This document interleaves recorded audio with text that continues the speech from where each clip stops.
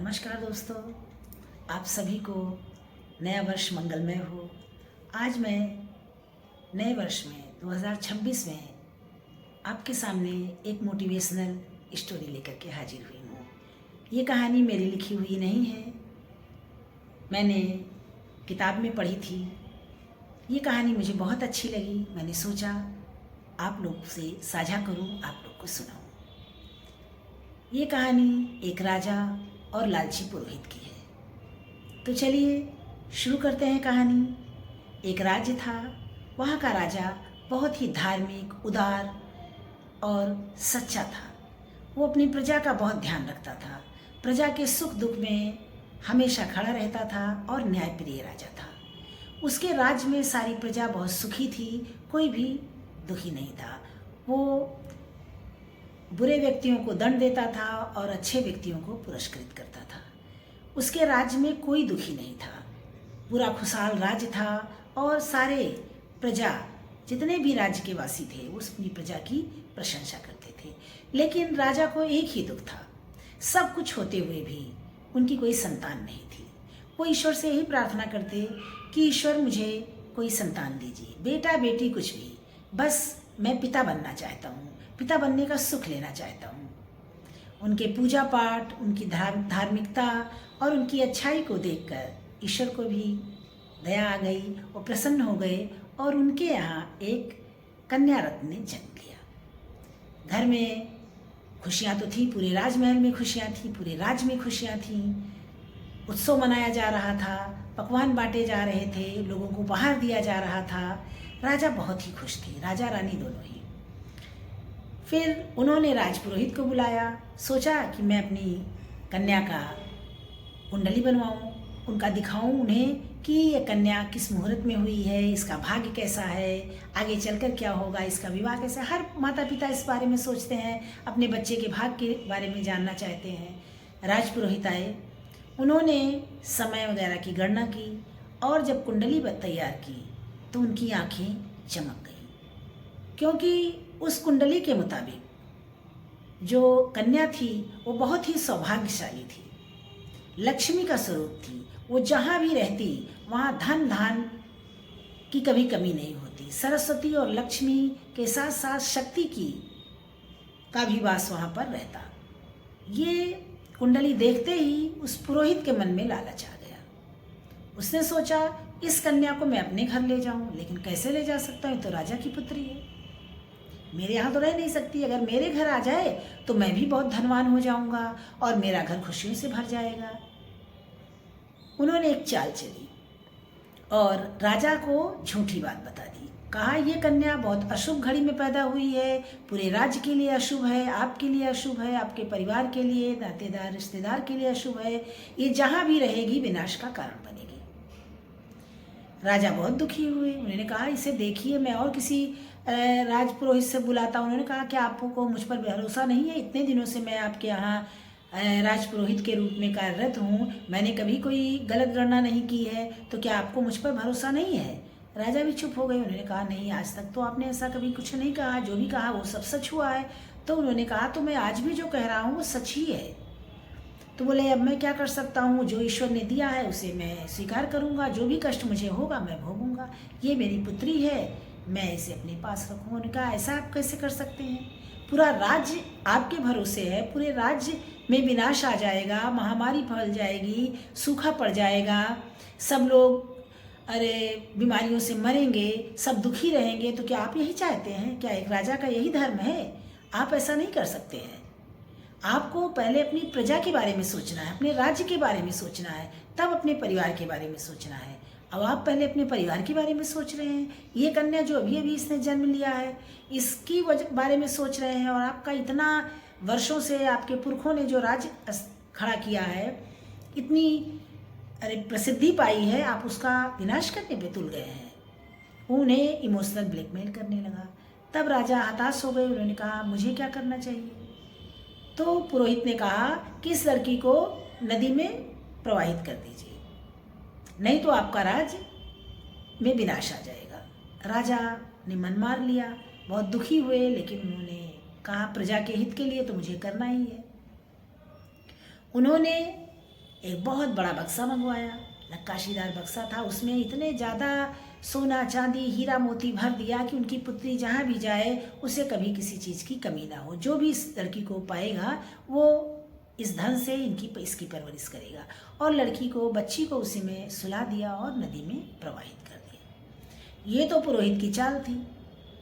उधर पुरोहित यहाँ से जब अपने घर गया तो उसने अपने बच्चों से कहा कि मैंने राजा को ये सारी बातें बता दी हैं।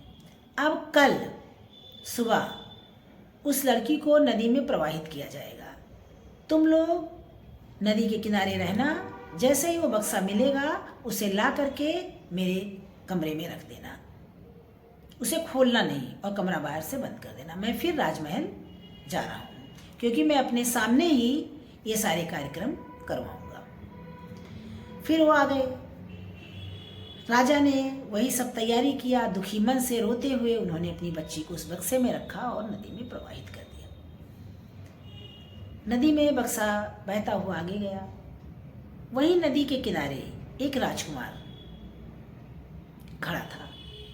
वो वहाँ पर शिकार खेलने आया था और वहाँ पर एक जंगली भालू लोगों को बहुत परेशान कर रहा था। लोग बहुत परेशान थे उससे, लोगों को मार देता था, बच्चों को उठा ले जाता था। उस राजकुमार ने उस जंगली भालू को पकड़ रखा था और एक पेड़ में बांध दिया था। तभी उसे वो बक्सा बहता हुआ दिखाई दिया। उसने अपने सैनिकों को कहा, है बक्सा किनारे लेकर आओ, देखिए इसमें क्या है। बक्सा किनारे लाया गया। जब बक्सा खोला तो देखा एक सुंदर सी बच्ची उसमें सो रही। राजकुमार की कोई बहन नहीं थी। राजकुमार ने उसे गोद में लिया और कहा कि मैं इसे अपने राज्य ले जाऊंगा, मैं इसे अपनी बहन बनाऊंगा। मेरी बहुत दिली तमन्ना थी मेरी भी कोई बहन हो, मेरी कलाई पर राखी बांधे। सारा धन उस बक्से से निकाल लिया और राजकुमार ने उस भालू को निकाला, पेड़ से खोला और उसी बक्से में डालकर बक्सा बंद कर दिया, ताला बंद कर दिया और बक्से को नदी में प्रवाहित कर दिया। और बच्ची को लेकर के राजकुमार तो चला गया खुशी खुशी।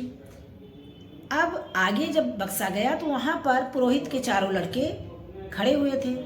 बाप ने जैसा कहा था उन्होंने उस बक्से को किनारे किया और घर लेकर के आ गए और बक्से को कमरे में रख करके बाहर से कुंडी लगा दी।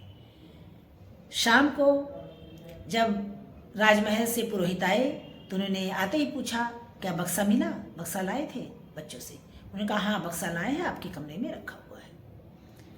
बहुत खुश हुए पुरोहित कि अब तो मेरा घर धन धान से परिपूर्ण हो जाएगा। मैंने तो जो चाल चली मैं उसमें सफल रहा। कमरे में गए, अंदर से कुंडी लगाई और थोड़ी देर बाद ही चीखने चिल्लाने की आवाज़ें आने लगी उनकी, क्योंकि जैसे ही उन्होंने बक्सा खोला वो जंगली भालू उन पर झपटा और उनका पूरा शरीर लहूलुहान करके उन्हें उसने मार डाला।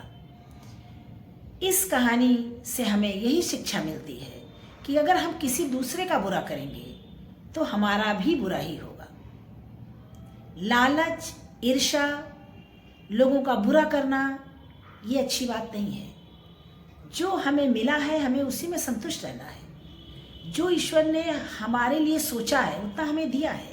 जो हमारे भाग्य में नहीं है उसे अगर हम पाने की कोशिश करेंगे तो हमें मिलेगा नहीं, सिर्फ हमें दुखी करेगा, हमें परेशान करेगा।